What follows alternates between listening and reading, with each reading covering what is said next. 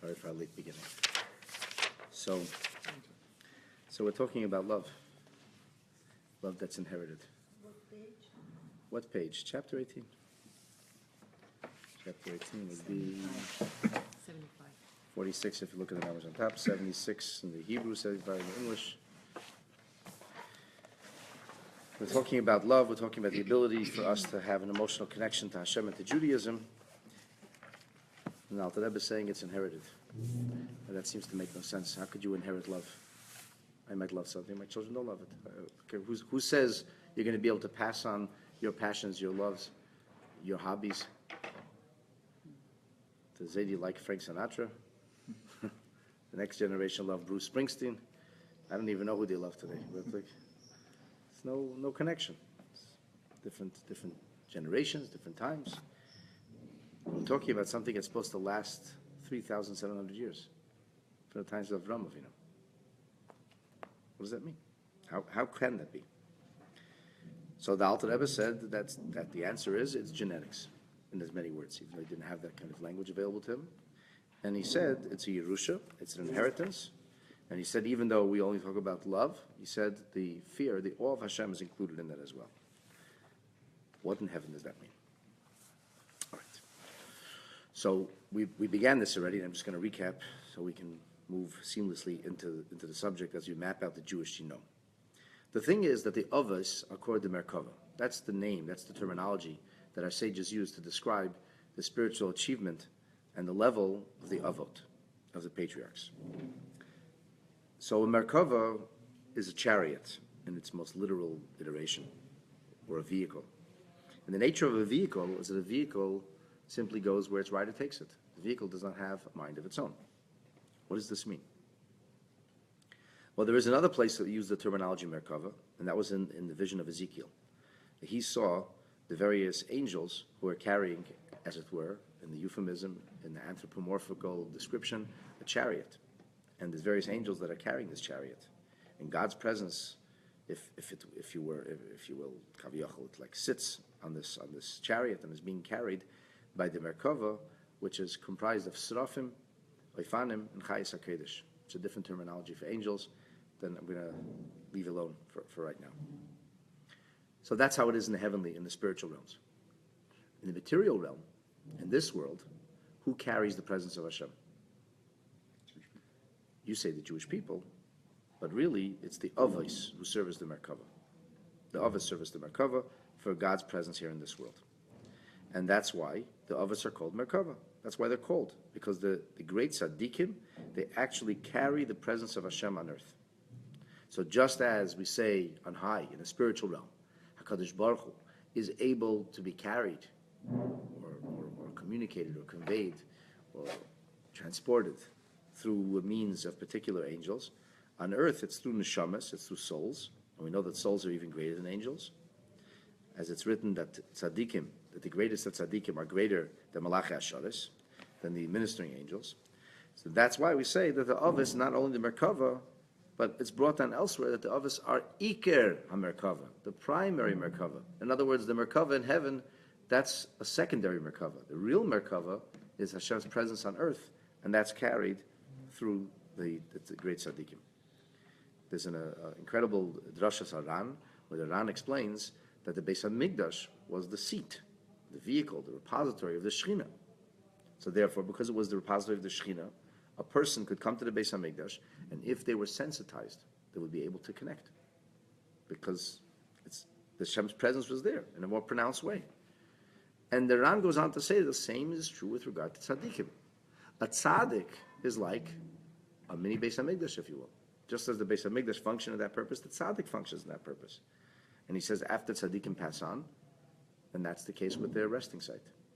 And that's, of course, why Chevron is so important. Chevron is the epicenter of all prayers. All prayers are beamed through Chevron. From Chevron, they come on high. The others are the ones who bring all the prayers. The others are the ones who connect us to HaKadosh Baruch Hu. Not only once upon a time, but this is an ongoing reality.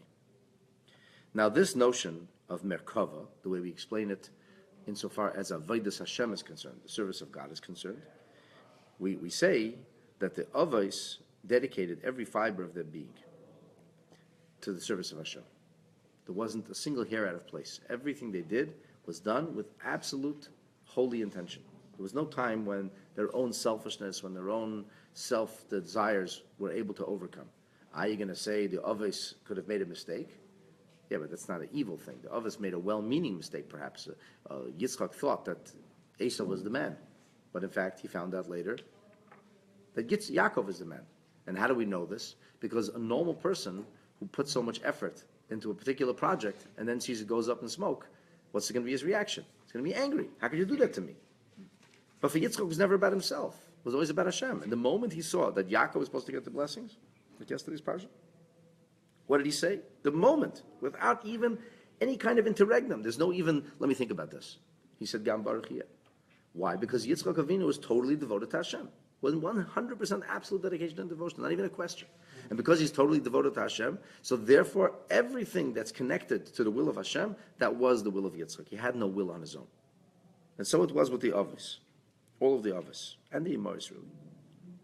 So the notion that they sanctified themselves, that they committed themselves, that they dedicated themselves, and I would add, without having any precedent, without having Matan Torah, without having Avos to look back at, without having a sweep of history to be part of, on their own. This is, they're hearing about a Jewish people that will rise up and change the world. You're one person. In a world that mocks and laughs at everything you're doing. And yet, the Avos were absolutely devoted and committed, and they never even questioned. So because of this, says the Alter Rebbe, because the Avos hein ha-Merkava. So al kain, therefore, zachu lahamshich nefesh ruach neshama livneihem achareihem ad olam. Therefore, they merited to bring forth a nefesh, a ruach, and neshama. These are three different levels. They're not the same. Three different levels. Livneihem achareihem, for their children after after their terrestrial lifetime ends, the children that will be born for the future, ad olam, for eternity. Now we know that as a rule, there's something called isarusa de l'sata, which brings about isarusa de l'ela. Freely translated, when you reach out, HaKadosh Baruch Hu reacts. There was an awakening from below, and the awakening from below engenders and elicits an awakening from on high.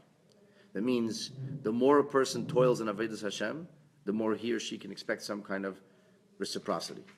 Hashem reaches out back to you. And there's a dynamic over here. This is also known in English as relationship. We're in a relationship with God.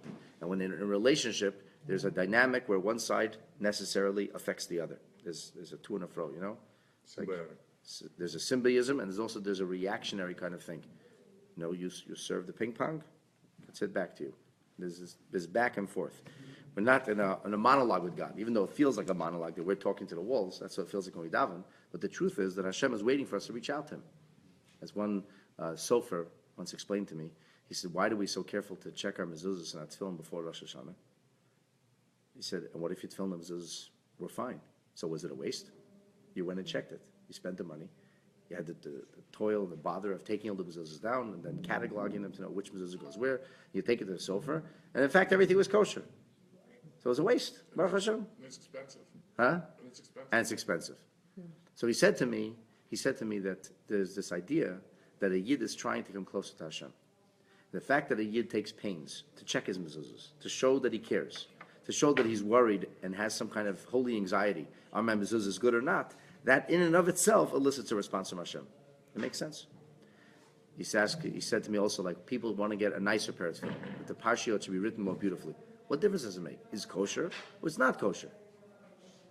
Is it kosher or not? There's no half kosher, 3/4 kosher. Can be a little bit pregnant. Either you got the mitzvah tefillin or you didn't get the mitzvah tefillin. So he said to me, it's true. But when a yid does a mitzvah behider, which is sometimes mistranslated as meticulously, really means beautifully. You do a mitzvah beautifully. He says, then when you go out of your way to do that extra mitzvah in a more beautiful fashion, that engenders a similar kind of response. Because when you get into the details, that shows love. It's not just, as they say in Yiddish, "Af yetzer sein." You did what has to be done, but you don't really care about what you're doing. You demonstrated that you really care about this. So it becomes a labor of love. When it becomes a labor of love, then Hashem responds in kind. And so it is with all of Yiddishkeit. There's this to and fro, there's this relationship thing that's going on between us and Hashem. Isn't there a relationship all the time, even if you're not paying attention to it? Of course there's a relationship all the time. When you ignore your wife, how does it go? She ignores me. She ignores you. How do you like that? Nice relationship. Is that good? Is it good? Yeah, Not quite. not quite. Okay, so same thing with Hashem. A Yid ignores Hashem, he might get ignored back. As we read in the Hayom Yom last week, that the early Hasidim used to say, Hab Holta Yidin, that the HaKadosh Baruch Hashem Yisbarach did Holta Habim. Show love for a fellow Yid, Hashem will show love for you. And so on and so forth. And the interesting thing is that because we are Hashem's children, the way you treat another Yid ultimately is the way Hashem treats you. Not just the way you treat God. It's the way you treat another Yid. It's little children. Right? Hashem's children. Love what the lover loves. Hashem loves his children, you have to love the children. It's a little unsettling, right? It's much easier for people to worship God. You want to hear about people. People are miserable, rotten. I'll get them back for what they did. Oh, Hashem, that was another story. But the Luchot were given 2 separate tablets, and they're equal in size and weight. The point is that the mitzvahs between Adam Lamokim, Adam Lachavere, the mitzvahs that govern the relationship, or the currency of the relationship between us and our fellow human, and the currency of the relationship between us and God, which are both of them are supposed to be spiritually oriented, they're both equally important.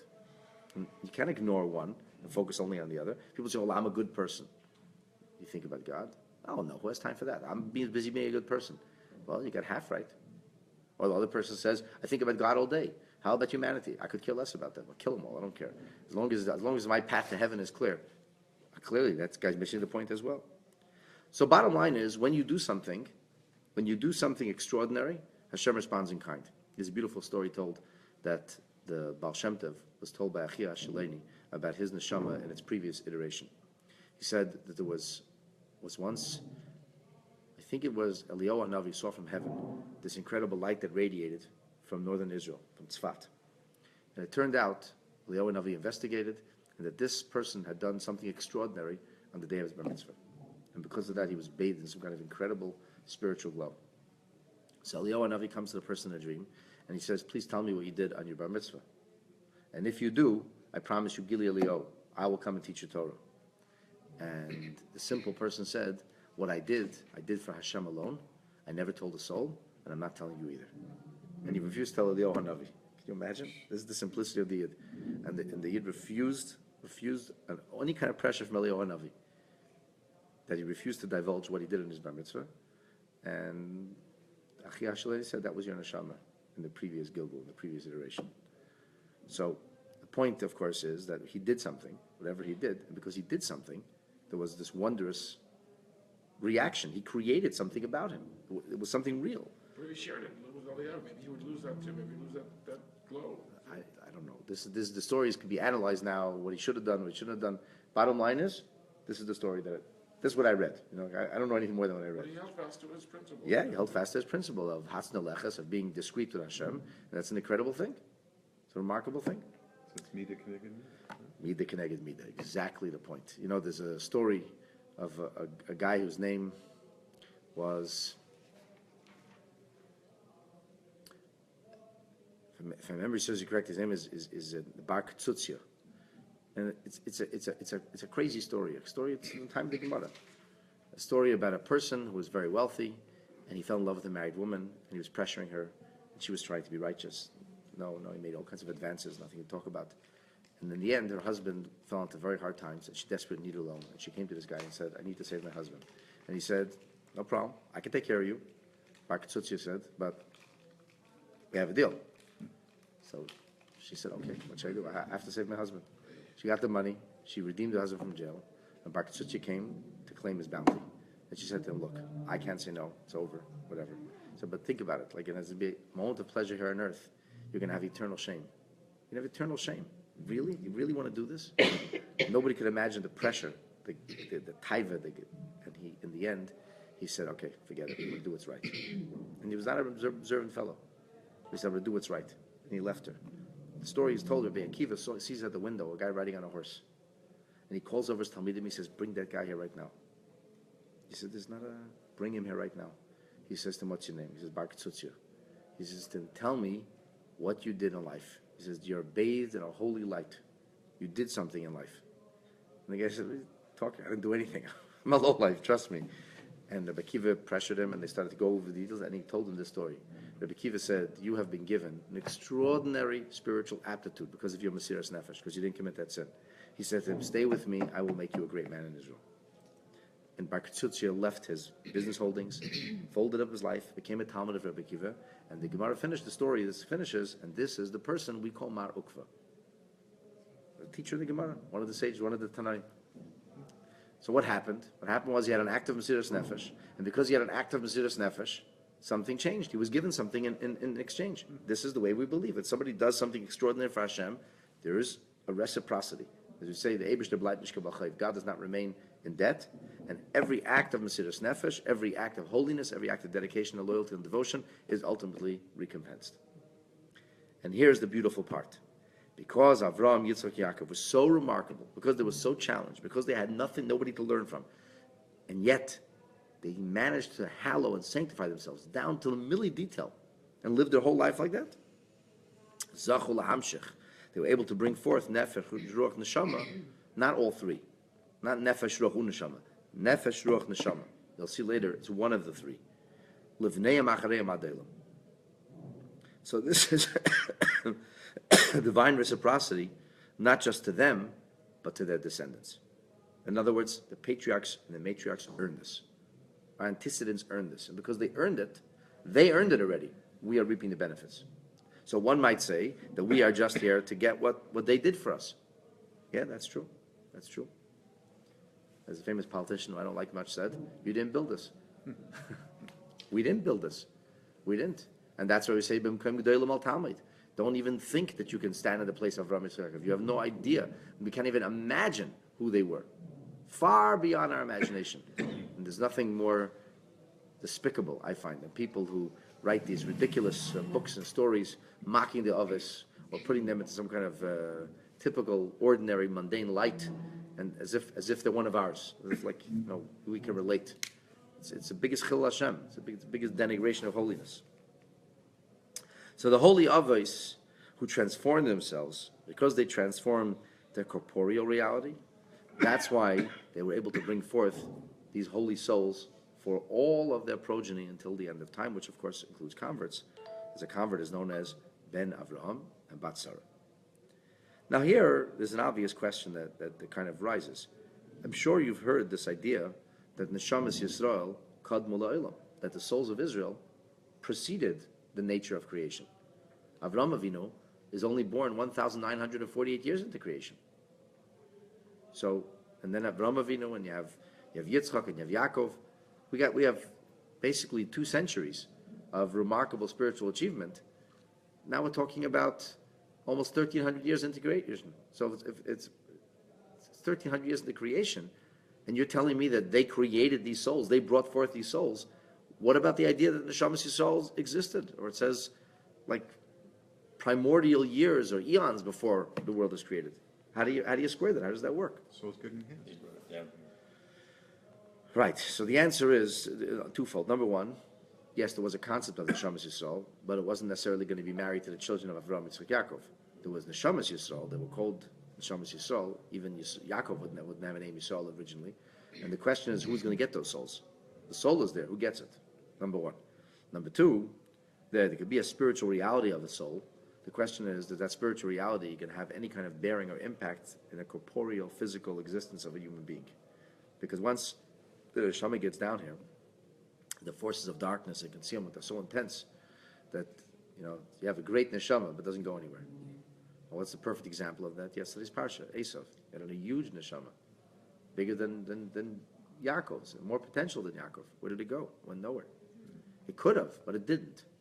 And here we're saying that ultimately, once a Yid has Avraham, Yitzchak, and Yaakov, ultimately it's there. The Neshama is there, and it may show up at the strangest of times. You never know when it's going to reveal itself. So this is the meaning of Zachul Lahamshich. They were able to draw forth, and they bring forth this Naran, Nefesh Ruach Neshama, Livneim Achareim Ad Eilam, from where? Now we say that the Holy Neshama comes, Me'eser Sfiris Kedusha. It comes from the 10 spheres of holiness, and that's a very loose translation. Sheba'arba olam es abiyah, which are in the four worlds of Atzilus, Bria, Yetzida, and Asiyah, l'chol echad v'yechad, kifi madregosei, ukifi maisav. According to each and every one, by virtue of his innate and organic level, and according to his or her efforts. And I will explain this in a moment, but let's just finish this thought. Kol panim, at the very least, afilu l'kal shebekalim, even the lightweight, a real spiritual lightweight, the person who barely hangs on, not a bad person, he's just a clueless, a real loser, doesn't get the whole business, or even worse, Pesha Yisrael.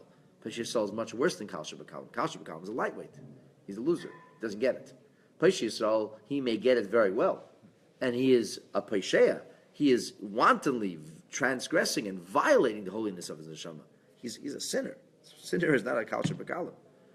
Nonetheless, when these two sinners of Israel cohabit, even in the most crude fashion, there's nefesh, the malchus asiyah. They bring forth a soul which is connected to the ultimate Jewish genome system. This genomic system would be from the madrega tachtena, from the lowest level, but still, nonetheless, it would still be happening. All right, I need to explain this. I promise you we're going to map at the Jewish genome today. Human DNA is essentially all identical. Human DNA is human DNA. It's like fingerprints. Fingerprints, no matter what person you look at, 6 billion fingerprints. Fingerprints are fingerprints. They're recognizable in a moment. Each one of them is different, far more sophisticated than barcodes, but nonetheless, it's recognizable as a fingerprint. So human DNA is recognizable. Today we can find that something's human DNA in a moment. They dig in archaeological digs. They uncover bones that are 4,000 years old, and in a matter of a brief analysis in the lab, we can know if these are animal bones or human bones. Why? Because it's human DNA. 4,000-year-old human DNA. We can know. We can even see remnants of DNA. The DNA has a specific structure. Having said that, not only our fingerprints are not alike, none of us are alike. None of us are the same. Some of us are alike, but none of us are the same. And every one of us has a unique synergy of genetics that makes us who we are. From a physical appearance, to our emotional temperament, to our mental acuity, every one of us is different. Every one of us. So just like you understand that from a genetic scientific perspective, that all of the mass of humanity shares a common DNA, and then you can find certain markers in DNA, which will identify which part of the world a person comes from, or maybe a person's ancestry. So there's specifics within DNA, but that specifics within DNA still follows a general structure of DNA. The human DNA is the human genome is the human genome. On a spiritual level, every neshama has to come from the same structure. Every neshama has to come from the same spiritual genome. Now that spiritual genome produces myriads of neshamas. Myriads upon myriads of neshamas. And all of those neshamas will fit into a specific kind of classification. So just like within genetic science, scientists have identified several hundred classes of genes. And so whether it's European genes, Caucasian genes, African genes, South American genes, however they have a system, a methodology. And it has nothing to do with superficial look. There are people who have Jewish descent or Jewish who lived in North Africa for 3,000 years almost, and Jews who are living in Europe, and on the surface they're literally black and white. But when you do the genetic analysis, the European Jews in Northern Europe and the North African Jews had more in common between each other, even though they've been separated for over 2,500 years, than they had with their neighbors, even though they look like their neighbors. The Danish Jews look Danish, and the Algerian Jews look Algerian or Moroccan, and yet the Algerian and Moroccan Jew has more in common with the Danish Jew than with their Moroccan neighbor. This is an amazing thing. It's really amazing. It just goes to show us that we talked about being Jewish and we all come from the same place. Today it's scientifically proven. Science doesn't want to talk about it because it doesn't lend itself to the narrative of science, that the Torah is an old wives' tale. But this is scientifically proven. So in the same way, we can understand that there's a general human genome, and then we can identify specific genome. And people do these genetic tests today. It's fascinating to find out. They come from this part of the world or that part of the world, or 3 parts here and 2 parts there.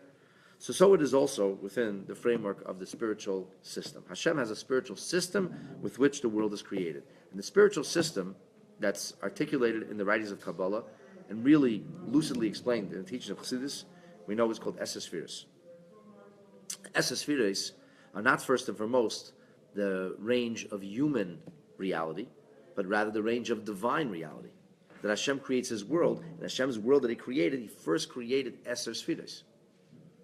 So the Esespheres are, just to refresh and recap, we talk about Chachma, right? The ability to intuit, the power of finding new ideas of creativity, intellectual creativity that is. We talk about the idea of analysis development, called Bina, like the word Bona. We talk about the idea of something like Das, which we would call an opinion or a bias. And that comprises, and that's the way you naturally think about something, or the natural conclusion you would reach without thinking too much. That would be that's what your mind tends to go, the direction your mind tends to go. And that's really not such an intellectual thing anymore, because intellectuality in and of itself should be objective. And since here we lost objectivity, we're dealing with something which is not wholly intellectual anymore. So Das, opinions are not so intellectual. There starts to be a little self in them, my opinion, your opinion, so on and so forth. Now, we leave the realm of the intellect and we go into the realm of the emotional. We have this idea of chesed. Chesed could mean giving, chesed could mean becoming excited, chesed could mean being engaged, involved. We can have this idea of gevura, which means discipline. It could also be disengagement. It could also mean discipline. It could also mean sometimes harsh actions. There's a range of things which is called gevura. Then we have teferes, which is neither, but seems to be a balance of the two, or incorporates certain of each of those right and center and left emotion. And then we have function, how people function. So chesed-oriented people, they're going to function in a competitive way. They're very much influence what's going on around them. Competition is, they say, breeds excellence. Why? Because what's going on around me influences me. If this person's doing that, and that person's doing that, this is the realities that are going on around me, I have to match and marry myself to that. I have to compete with that. That's if I can get ahead, or maybe I want to be behind. And then there's a person who could care less what's going on around them. They're totally disciplined. So they just have this, they persevere. Netzach. They're gonna get victory in the end. Doesn't matter who isn't there. Pardon me, that's Hoid. Netzach is to be competitive, to be victorious. Hoid is like this, the splendor of what we would call continuity. Something is exactly the same. The beauty of calligraphy. The beauty of 10,000 people marching in perfect formation. Everything's just the way it's supposed to be. Day in, day out. Hour in, hour out. Doesn't matter what's going on around them. The incredible nature of a person who's unfazed. That's the idea of Hoid. And then we have Yesod. And Yesod is also, once again, incorporates from competitiveness as well as the idea of not being phased, not being influenced by others, but instead, basically, you're the one who's calling the shots. Instead of being influenced, you become an influencer. You're communicating, you're engaging, but you're in the driver's seat. Whereas when it comes to Netzach, oftentimes you're reactionary, but Yesod is not reactionary at all. Anyway, I could talk to you about 2 hours about the Esespheres. That's not the point. The point is that the Esespheres, they represent a basic system with which everything develops. Everything develops within this frame, the system, and finally the last is Malchus, which means sovereignty, kingship, majesty, or better, maybe responsibility.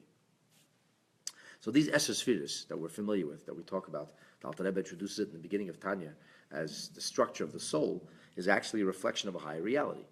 So when God begins the creation of the world, the first emanated reality is called Atzilus. Now, whenever we talk about world, we talk about existence, we talk about something that senses independence from God. There's God, and then there's the world. And the more independence this reality feels, the further it is, in a sense, from godliness. Because when it's close to God, then it's overwhelmed by godliness. It doesn't feel itself. It just feels itself as something stemming or coming from God. So in our world, the thing which is least independent of its source is light. In general, photons are the most refined form of materiality. They're not really material. They're not dense. Photons don't take up space.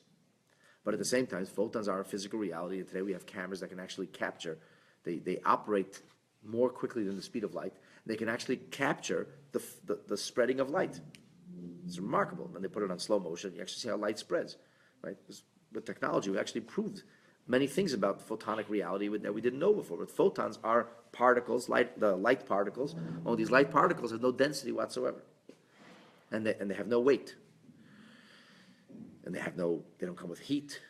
It's a light density. So the density of light is considered to be the most rarefied form of physicality, because when you have photonic rays or photonic reality that comes from a source of light, what we call in English an effulgence, that effulgence, once the source of light is gone, the photons are gone as well. The photons never experience a disconnect. Therefore, it's a very, very refined sense of independence. On one hand, the rays of light, so the light that's on this table, that's in front of us, that's illuminating our books, comes from the source of light. But at the same time, if you turn the light bulbs off, what would happen to the light that's here? It would disappear. Now, it's true that today with technology, they could actually show you how the light would fade. They could actually show you how the light disappears. But the reality is that the photons have to keep being constantly, so to speak, energized. New photons are coming every single moment from that source of light. You see in astronomy where a star is like disappeared, but its light is still Right. for You're thousands seeing of the years. light of a star that's It's traveling light years. traveling light years, even though the source of light is no longer here. Correct. You do see that in astronomy, which is a mind-blowing concept, right? But the thing is, in Chassidus, it says the reason that photons dissipate is because there's a density in the atmosphere that darkens the photons. So the photons are less intense. The further they travel, the more the other particles of reality darken them.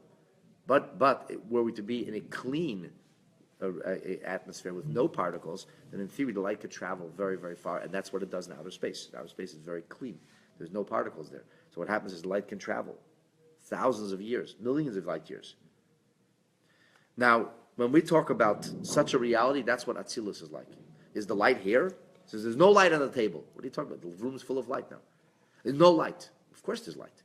Well, then how come when I turn the light bulb off, where does the light go? Can I put this light in a box? Can I save it for a dark night? No. Why not? Because it's always connected to its source. So there is certainly an independence called photons, but that's not an independent existence. If you had a source of water that was busy, the sprinkler system went off, chas v'shalom now, we'd all get soaked. Now, it's true, when the sprinkler system was turned off, we wouldn't be continually soaked, but still be wet. That's called shefa in language of Chassidus. Is and is shefa. So shefa is when something comes from point A to point B. There's something which is actually being conveyed. We talk about we're talking about something which is very, very refined, and there's no density to it. So it's always connected to its source. Incidentally, if you're wondering, that's why Chassidus uses the terminology of all the time. In English, we use the terminology energy. But in Chassidus, in Torah, we use because it's the nature of how refined is. So that's the world of Atzilus. The world of Atzilus, it's not possible for Atzilus to sense independence because it's like photons. From the world of Atzilus, we go into the world of Bria. Bria is a very, very raw form of creation. Yes, there is a sense of I am, but it cannot be articulated in a particular. It doesn't have its only substance. There's no style. So nothing is formed yet. So the world of Bria senses that very much that it is, and it is even without its source, but its being isn't defined. It doesn't really know how to define that. Ultimately, it still feels a sense of total subservience. And then we get to the world of Yetzirah, which is the world of formation. In the world of formation, we have these creatures that do have their own form. They have a specific form. So if you have a specific form, you're not godliness flowing forth. I am. He says, who are you? He can define himself. Every malach in the world of Yetzirah has a very specific form. I am this. I am not that. So it's formed specifically, more independent.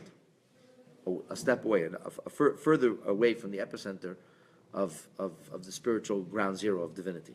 And then finally we have the world of Asiya. Asiya means action. It's the tangible world, the actual world. In the actual world, in order for something to feel actual, it has to be distanced from God. Because if it's connected to God, it doesn't feel actual, it doesn't feel like that. So these are the four systems. To use lane terminology, subconsciousness could be like Atzilus. Actual thought could be like the concept of Bria. It could be thought about anything. It could be thought about an emotion, but awareness, like what scientists or psychologists call raw qualia. It's not defined, not a defined thought. You know you're cold, but the word cold hasn't come to mind yet. An awareness. But then that awareness goes from just thought, it goes into language, first mentally, but eventually you could even communicate it. And then finally, from the world of communication, we can finally then go to the concept of action. And action is the most distance because it's true, once words leave your mouth, they can be captured today, and somebody could play them back to you. The open mic syndrome, the hot mic syndrome. But action speaks loudest. That's really something which is outside of you. You do the action, but the impact is left. So these are your four worlds. These four worlds are each comprised of Chachma, Bina, Das, Chesed, Gvura, Netzach, Chayid, Yisayid, Malchus. The 10 spheres. So all the neshamas have to come either from Atzilus, which is where Tzaddikim's neshamas come from. That's where they feel very close to Hashem. Or from Bria, exalted souls, but not so exalted anymore. Yitzira, a little less exalted. Or the world of Asiya. Asiya is going to be action. These are the souls that feel very independent.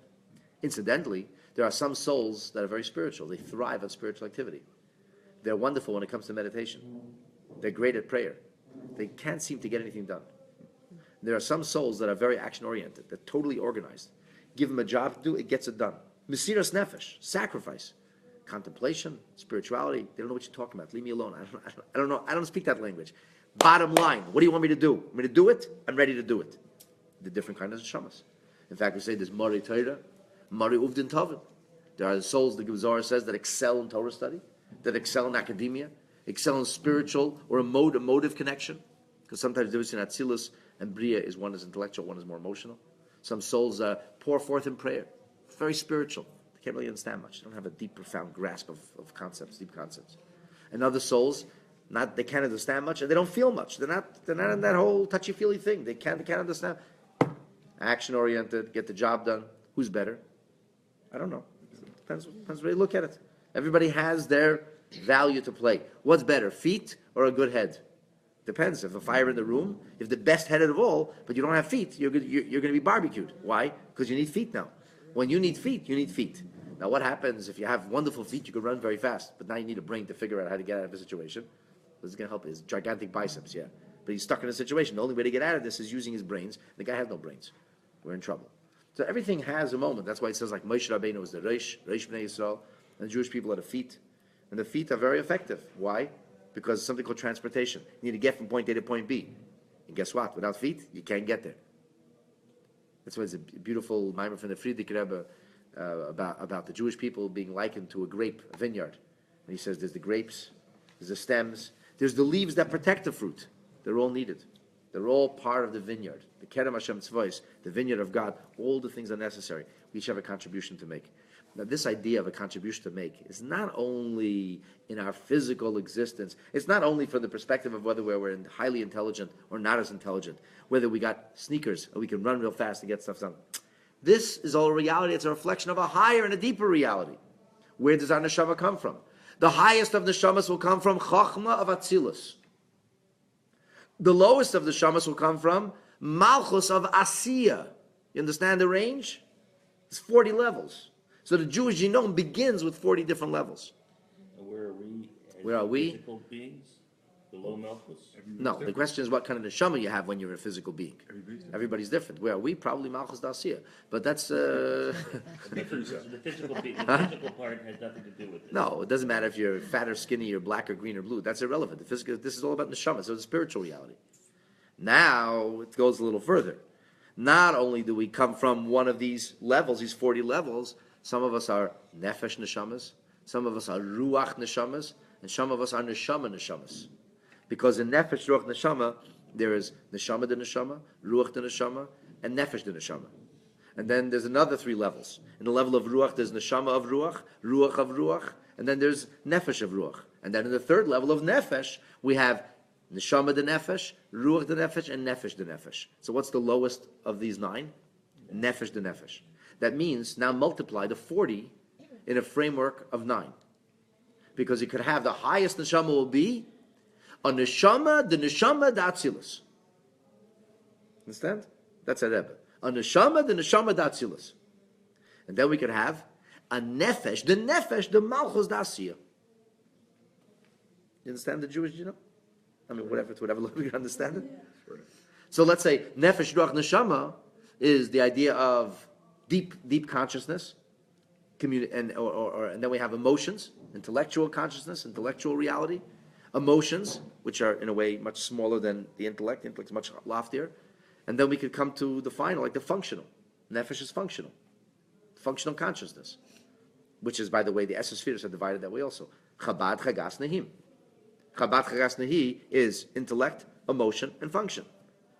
So within the framework of each of the 40 different levels, we have 9 different levels of every 40.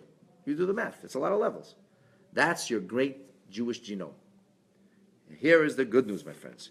The good news is that even if your parents were Kal Shabakalim, totally clueless, all they knew is the Jewish name and a name only, or worse, they're the kind of Jews that they were fighting Judaism.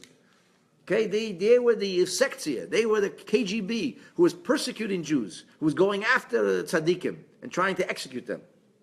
But the fact is, when these two Jews, they came together, they produced a neshama, which is producing a pregnancy, which produces a neshama on high, he's still Jewish. Supposedly Stalin has a Jewish grandchild. Yeah, I heard. Yeah. Supposedly somebody just told a story about that Stalin have a Jewish grandchild who's Shomer Shabbat. Stalin was like Hitler, he's a monster. But if his son married a Jew, I guess, or if he married a Jew, is what it is. that neshama can be imkar klipus, the darkest and most depraved reality, but still a neshama. The other way around too, though, right? And sometimes Studying the greatest neshamas come into the most horrible circumstances. That could also be. You never know. You understand? So even a Kal Shebekalim, even the simplest Jew, he's still, now you have the Madrega HaTachtoina Shebekedushas Asiyah. What's the lowest Madrega of Kedushas Asiyah? The lowest Madrega of Kedushas Asiyah is Nefesh, the Malchus, the Asiyah. But they don't have any testing for this. Testing? You mean a genetic test? Genetic test. No. To the best of my knowledge, we don't have a genetic test. But this is why we yearn and crave closeness to tzaddikim. Because sometimes tzaddikim have x-ray vision, and they can see what your neshama is really all about, and they can give you guidance. That's why it says now Yom Yom that the first Yechidus was according to the basic structure of the neshama. Can't souls like attach two souls too? And power them at the There is this idea of attaching yourself to an iCloud. There is such a concept where a soul can be further elevated. You can get a massive upgrade, which you didn't start with. Today your iPhone could have even though it's an iPhone 2, you could today attach a pack and turn it into like an iPhone 7. The problem is it looks like the old-fashioned cell phones, but you could in theory upgrade something. So a lone neshama actually could reach for a higher madrega. Mm-hmm. The bottom line is the Avos gave every single one of us these neshamas. Because we are descended genetically, physically from Avraham, Yitzchak, Yaakov, Sarah, Rivka, Rachel, Leah, we all have a neshama. Which is neshama? How high? How low? That's another story. But we're still in the building. You're still part of that genome. As long as you're part of that genome, whether the person is a pygmy or a person is a giant, he's still part of human DNA. It still has the human DNA system. Whether the person is dumb as an ox, or the person is the most brilliant Einstein, he's still part of human genome. Whether the person has high-functioning emotion, incredibly sensitive emotions, where they're compassionate and sensitive and they know everything that's going on around them, or a person is totally autistic and cannot relate to people at all. Nebuch lives in a totally locked-up world who doesn't understand anybody around them. They still have the human DNA. They still function. They're not animals. They're still a human being. So what's the difference between the Jewish and the non-Jewish? This neshama that we just talked about, this is the mapping out of the Jewish genome. This is a Yiddish neshama. What about we're here to perfect our neshama? So if we did a good job, the neshama we started with shouldn't be the same neshama that at the end. Well, that's the goal is that the neshama shouldn't be the way it came down. The neshama should be further enhanced. But that's why the Alter Rebbe started this off. L'kol echad yechad kifi madregasei. Madrega is the level, and he said ukafi ma'asav. Kafi ma'asav is in accordance with his actions. That means if we take certain actions or we do things, and I gave you a few stories. That's why I told you those stories of these people. Bar Tzutzi was the biggest lowlife. A man who utilized his wealth in order to commit adultery. But in the end, because he made this decision in the last minute not to do the wrong thing, he elevated his neshama in a remarkable way. So people can say, why did God give me this terrible test? Why did God give me these terrible cravings? Why did God give me these terrible lusts? What's the answer? Hashem wants you to elevate your neshama. Because you ended up with a neshama which is Pesha Yisrael potential. Kal Shebekalim. A neshama, nefesh, the malchus, the atzilus. The asiyah. How could you elevate your neshama? So the Eibishter gave you this enormous test, and it's not fair, and you're angry, but that's because you're lacking faith.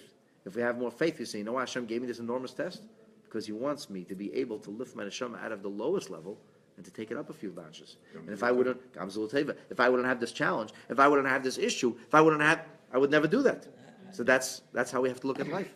So it's not in stone. I mean, you could. You're right, it's not in stone. The Alter Rebbe said that right in the beginning. Kifi madregosai u kifi maisav. According to his madrega and according to his actions. You're right, it is not in stone. That's why we're here. It is not in stone. And the perfect example is Yaakov Avinu.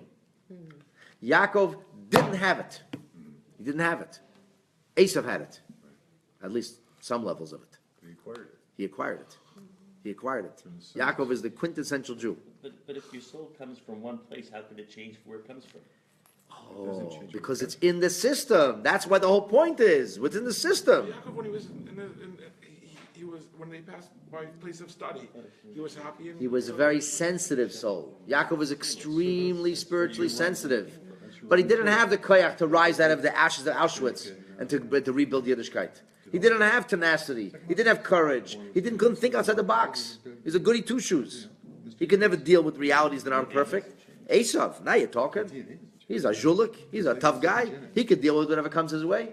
Only when Yaakov synthesizes Esav-like qualities and he steals, so to speak, surreptitiously snatches the blessings, then Yitzchak says, God Baruch here. Oh, now we're talking.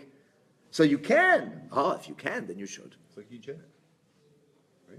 In your lifetime, you could affect your DNA by Yes. your behavior. Yes, a person could affect the DNA. Circumstances could affect the DNA. In the 100%. Even, and it could even be passed on. Yeah. Epigenetics. That's Rabbi, I wanted to ask about physical Yes, DNA. How come the Jews, say in Danish Jews look like Danish people, and somewhere else, like in Israel, some Jews look like Arabs? Right, totally. right. Or Ethiopian Jews look totally black. The answer is that, and then this is not really my field. This is the field of genetic science. But the answer is that there's two levels of genetics, at least. This is gross oversimplification. If there's any genetic scientists out there watching, they're probably laughing at me now. But basically, there is the genetic markers that change superficial reality, and then there's the inherent genetic markers. We talk about the fact that there's more in common between the Ethiopian Jew and the Danish Jew, even though one is blonde and white as snow and the other is black as ebony. It's because underneath the surface of the epigenetics, the deeper genetics are essentially the same operating principles or operating, and that can't be changed. That's the point. There's certain genetic markers that can be modified and changed, and certain genetic markers that can't be. And therefore, incidentally, the neshama, that's a nefesh, the malchus, the asiyah, always remains to some degree a nefesh, the malchus, the asiyah. He always has this extra challenge. Somebody mentioned to me that, say, Jews start looking from the place where they come from. No question. Because they, like over generations. But it's superficial.